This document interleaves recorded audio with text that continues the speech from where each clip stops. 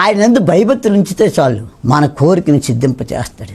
IAS చదువుకుంటున్న కుమారుడు collector కావాలనుకుంటే, డాక్టర్ కావాలంటుంటే వ్యక్తిని వారి పేదరికం ఉన్న ఏదైనా ఆ యొక్క పట్టుదలను వ్యక్తిని ఉన్నతమైన తీసుకొచ్చే, డాక్టర్ అయితే డాక్టర్ని, ఆ యొక్క లాయర్ అయితే లాయర్ని, ఆ కలెక్టర్ అయితే కలెక్టర్ని చేయించే దమ్మున్న దేవుడు ఏకైక దేవుడు ప్రభు అని యేసుక్రీస్తు. కనుక ప్రియ ప్రేక్షకులారా, ఈ యొక్క సంధ్యాకాల సమయంలో చెప్తున్న మాట ఏంటంటే, ఆయన యందు భయభక్తులు ఉంచితే చాలు నీ కోరికలని సిద్ధింపచేస్తాడు.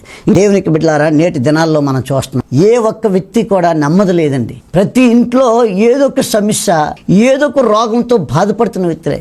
షుగర్ అని, బీపీ అని, లేకపోతే అలసరని, లేకపోతే భయంకరటువంటి కాలు చేతులు పీకుళ్ళని, రకరకాలుగా ఏదో ఒక బలహీనత ప్రతి ఇంట్లో ఉంటుందండి. అటువంటి వారికి నా దేవుడు మాట్లాడుతున్న మాట ఏంటంటే, వేటకాని ఊరిలో నుండి నిన్ను విడిపించును, నాశనకరమైన తెగులు రాకుండా నిన్ను రక్షించును.